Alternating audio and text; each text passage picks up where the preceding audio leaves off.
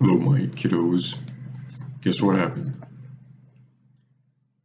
I recorded a video for you guys, and then for some reason, it didn't record. It just got lost.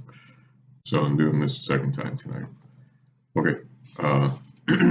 So last time we read, they were traveling down the River Anduin, south away from Lothlorien. And they reveal that the person who's been following them is Gollum. So that's where we pick it up.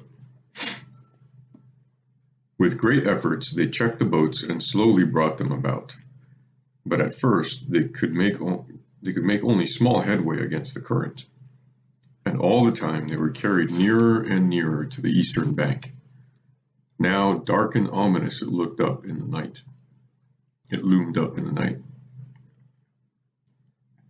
"All together, paddle!" shouted Boromir. "Paddle, or we shall be driven onto the shoals." Even as he spoke, Frodo felt the keel beneath him grate upon a stone. At that moment, there was a twang of bowstrings. Several arrows whistled over them, and some fell among them. One smote Frodo between the shoulders, and he lurched forward with a cry, letting go his paddle. But the arrow fell back, foiled by his hidden coat of mail. Another passed through Aragorn's hood, and a third stood fast in the gunwale of the second boat, close by Merry's hand. Sam thought he could glimpse black figures running to and fro upon the long shingle banks that lay under the eastern shore. They seemed very near. "Yerch!" said Legolas, falling into his own tongue. "Orcs!" cried Gimli. "Gollum's doing, I'll be bound," said Sam to Frodo. "And a nice place to choose, too. The river seems set on taking us right into their arms." They all leaned forward, straining at the paddles. Even Sam took a hand. Every moment they expected to feel the bite of black-feathered arrows. Many whined overhead or struck the water nearby, but there were no more hits. It was dark, but not too dark for the night eyes of orcs, and in the star glimmer they must have offered their cunning foes some mark, unless it was that the gray cloaks of Lorien and the gray timber of the elf-wrought boats defeated the malice of the archers of Mordor. Stroke by stroke they labored on. In the darkness it was hard to be sure that they were indeed moving at all, but slowly the swirl of the water grew less, and the shadow of the eastern bank faded back into the night. At last, as far as they could judge, they had reached the middle of the stream again, and had driven their boats back some distance above the jutting rocks. Then, half turning, they thrust them with all their strength towards the western shore. Under the shadow of bushes leaning out over the water, they halted and drew breath.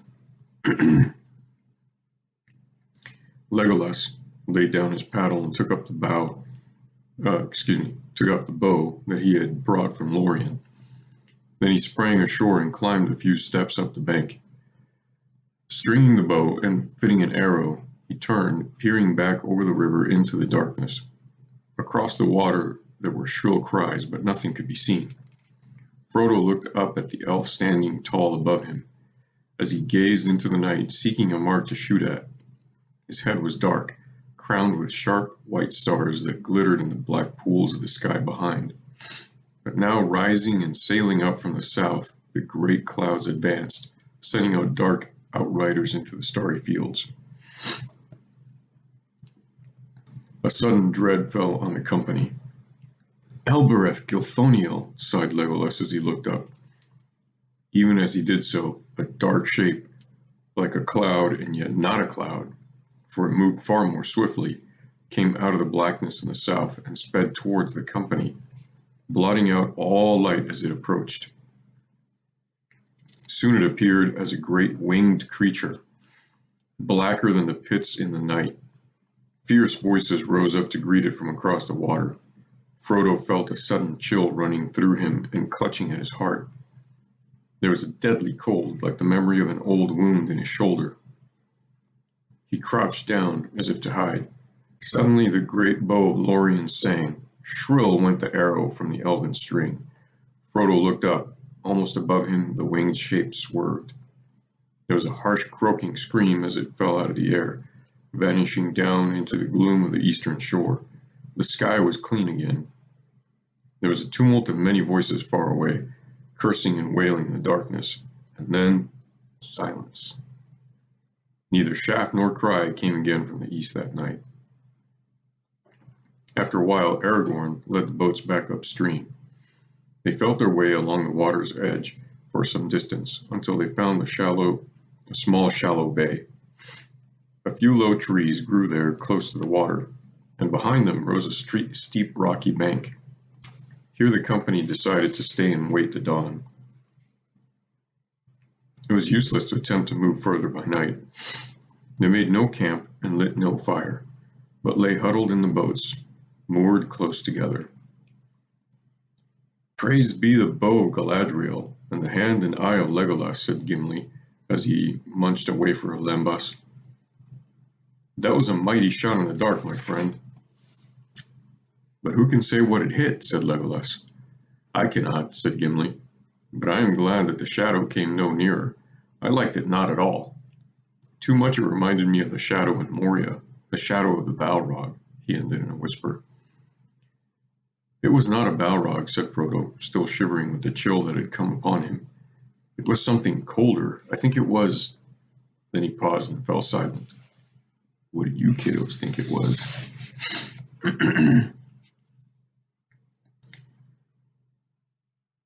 "What do you think?" asked Boromir eagerly, leaning from his boat as if he was trying to catch a glimpse of Frodo's face. "I think—" "No, I will not say," answered Frodo. "Whatever it was, its fall has dismayed our enemies." "So it seems," said Aragorn. "Yet where they are, and how many, and what they will do next, we do not know.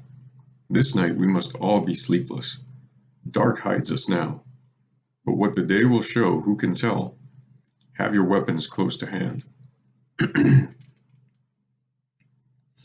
Sam sat tapping the hilt of his sword as if he were counting on his fingers, and looking up at the sky. "It's very strange," he murmured. "The moon's the same in the Shire and in Wilderland, or it ought to be. But either it's out of its running, or I'm all wrong in my reckoning. You'll remember, Mr. Frodo, the moon was waning as we lay on the flat up in that tree, a week from the full, I reckon. And we'd been a week on the way last night, when up pops a new moon, as thin as a nail paring, and as if we had never stayed no time in the Elvish country. Well, I can remember 3 nights there for certain, and I can remember several more, but I would make my oath it was never a whole month. Anyone would think that time did not count in there." "And perhaps that was the way of it," said Frodo. "In that land, maybe, we were in a time that has elsewhere long gone by. It was not, I think, until the Silverlode bore us back to Anduin that we returned to the time that flows through the mortal lands to the Great Sea. And I don't remember any moon, either new or old, in Carasgaladon, only stars by night and sun by day." Legolas stirred in his boat. "Nay, time does not tarry ever," he said. "But change and growth is not in all things and places alike. For the elves the world moves, and it moves both very swift and very slow. Swift because they themselves change little, and all else fleets by. It is a grief to them. Slow because they need not count the running years, not for themselves. The passing seasons are but ripples ever repeated in the long, long stream. Yet beneath the sun all things must wear to an end at last." "But the wearing is slow in Lorien," said Frodo. "The power of the lady is on it. Rich are the hours, though short they seem, in Carasgaladon, where Galadriel wields the elven ring." "That should not have been said outside Lorien, not even to me," said Aragorn. "Speak no more of it. But so it is, Sam. In that land you lost your count. There time flowed swiftly by us as for the elves. The old moon passed, and a new moon waxed and waned in the world outside while we tarried there. And yestereve a new moon came again. Winter is nearly gone. Time flows on to a spring of little hope. Frodo wasn't supposed to tell anybody that Galadriel had one of the rings. The night passed silently. No voice or call was heard again across the water. The travelers, huddled in their boats, felt the changing of the weather. The air grew warm and very still under the great moist clouds that had floated up from the south and the distant seas. The rushing of the river over the rocks of the rapids seemed to grow louder and closer. The twigs of the trees above them began to drip. When the day came, the mood of the world about them had become soft and sad. Slowly the dawn grew to a pale light, diffused and shadowless. There was mist on the river, and white fogs swathed the shore. The far bank could not be seen. "I can't abide fog," said Sam. "This seems to be a lucky one. Now perhaps we can get away without those cursed goblins seeing us." "Perhaps so," said Aragorn, "but it will be hard to find the path unless the fog lifts a little later on. And we must find the path, if we are to pass Sarn Gebir and come to the Emyn Muil." "I do not see why we should pass the rapids or follow the river any further," said Boromir. "If the Emyn Muil lie before us, then we can abandon these cockle boats and strike westward and southward until we come to the Entwash and cross into my own land." "We can if we are making for Minas Tirith," said Aragorn, "but that is not yet agreed, and such a course may be more perilous than it sounds. The Vale of Entwash is flat and fenny, and fog is a deadly peril there for those on foot and laden. I would not abandon our boats until we must. The river is at least a path that cannot be missed." "But the enemy holds the eastern bank," objected Boromir, "and even if you pass the gates of Argonath and come unmolested to the Tindrock, what will you do then? Leap down the falls and land in the marshes?" "No," answered Aragorn. "Say rather that we will bear our boats by the ancient way to Arauro's Foot, and there take to the water again. Do you not know, Boromir, or do you choose to forget the North Stair and the high seat upon Amon Hen that were made in the days of the great kings? I at least have a mind to stand in that high place again before I decide my further course. There, maybe, we shall see some sign that will guide us.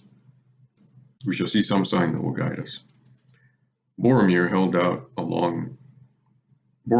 out long against this choice, but when it became plain that Frodo would follow Aragorn wherever he went, he gave in. "It is not the way of the men of Minas Tirith to desert their friends at need," he said. "And you will need my strength if ever you are to reach the Tindrock. To the Tall Isle I will go, but no further. There I shall turn to my home, alone if my help has not earned the reward of any companionship." The day was now growing, and the fog had lifted a little. It was decided that Aragorn and Legolas should at once go forward along the shore, while the others remained by the boats. Aragorn hoped to find some way by which they could carry both their boats and their luggage to the smoother water beyond the rapids. "Boats of the elves would not sink, maybe," he said, "but that does not say that we would come through Sarn Gebir alive. None have ever done so yet. No road was made by the men of Gondor in this region, for even in their great days, their realm did not reach up Anduin beyond the Emyn Muil. But there is a portage way somewhere on the western shore, if I can find it. It cannot yet have perished, for light boats used to journey out of Wilderland down Osgiliath, and still did so until a few years ago, when the orcs of Mordor began to multiply. Seldom in my life has any boat come out of the north, and the orcs prowl on the east shore," said Boromir. "If you go forward, peril will grow with every mile, even if you find the path." "Peril lies ahead on every southward road," answered Aragorn. "Wait for us one day. If we do not return in that time, you will know that evil has indeed befallen us. Then you must take a new leader and follow him as best you can." It was with a heavy heart that Frodo saw Aragorn and Legolas climb the steep bank and vanish into the mists. But his fears proved groundless. Only 2 or 3 hours had passed, and it was barely midday when the shadowy shapes of the explorers appeared again. "All is well," said Aragorn, as he clambered down the bank. "There's a track, and it leads to a good landing that is still serviceable. The distance is not great. The head of the rapids is but a half-mile below us, and they are a little more than a mile long. Not far beyond them, the stream becomes clear and smooth again, though it runs swiftly. Our hardest task would be to get our boats and baggage to the old portageway. We have found it, but it lies well back from the water side here, and runs under the lee of a rock wall, a furlong or more from the shore. We did not find where the northward landing lies. If it still remains, we must have passed it yesterday night. We might labor far upstream and yet miss it in the fog. I fear that we must leave the river now, and make for the portageway as best we can from here." "That would not be easy, even if we were all men," said Boromir. "Yet, such as we are, we will try it," said Aragorn. "Aye, we will," said Gimli. "The legs of men will lag on a rough road while a dwarf goes on, be he burdened twice his own weight, Master Boromir." The task proved hard indeed, yet in the end it was done. The goods were taken out of the boats and brought to the top of the bank, where there was a level place. Then the boats were drawn out of the water and carried up. They were far less heavy than any had expected. Of what tree growing in the Elvish country they were made, not even Legolas knew. But the wood was tough and yet strangely light. Merry and Pippin alone could carry their boat with ease along the flat. Nonetheless, it needed the strength of the 2 men to lift and haul them over the ground that the company now had to cross. It sloped up away from the river, a tumbled waste of gray limestone boulders, with many hidden holes shrouded with weeds and bushes. There were thickets of brambles and sheer dells, and here and there boggy pools fed by waters trickling from the terraces further inland. One by one, Boromir and Aragorn carried the boats, while the others toiled and scrambled after them with the baggage. At last all was removed and laid on the portageway. Then, with little further hindrance, save from sprawling briars and many fallen stones, they moved forward altogether. For still hung in veils upon the crumbling rock wall, and to their left mist shrouded the river.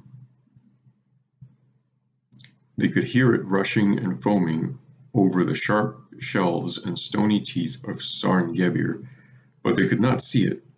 Twice they made the journey, before all was brought safe to the southern landing. There the portageway, turning back to the waterside, ran gently down the shallow edge of a little pool. It seemed to have been scooped in the riverside, not by hand, but by the water swirling down from Sarn Gebir against a low pier of rock that jutted out some way into the stream. Beyond it, the shore rose sheer into a gray cliff, and there was no further passage for those on foot. Already the short afternoon was past, and a dim cloudy dusk was closing in. They sat beside the water, listening to the confused rush and roar of the rapids, hidden in the mist. They were tired and sleepy, and their hearts were as gloomy as the dying day. "Well, here we are, and here we must pass another night," said Boromir. "We need sleep, and even if Aragorn had a mind to pass the gates of Argonath by night, we are all too tired. Except, no doubt, our sturdy dwarf." Gimli made no reply. He was nodding as he sat. "Let us rest as much as we can now," said Aragorn. "Tomorrow we must journey by day again. Unless the weather changes once more and cheats us, we shall have a good chance of slipping through, unseen by any eyes on the eastern shore. But tonight, 2 must watch together in turns, 3 hours off and 1 on guard." That's where we end, kiddos. I love you always and forever, no matter what.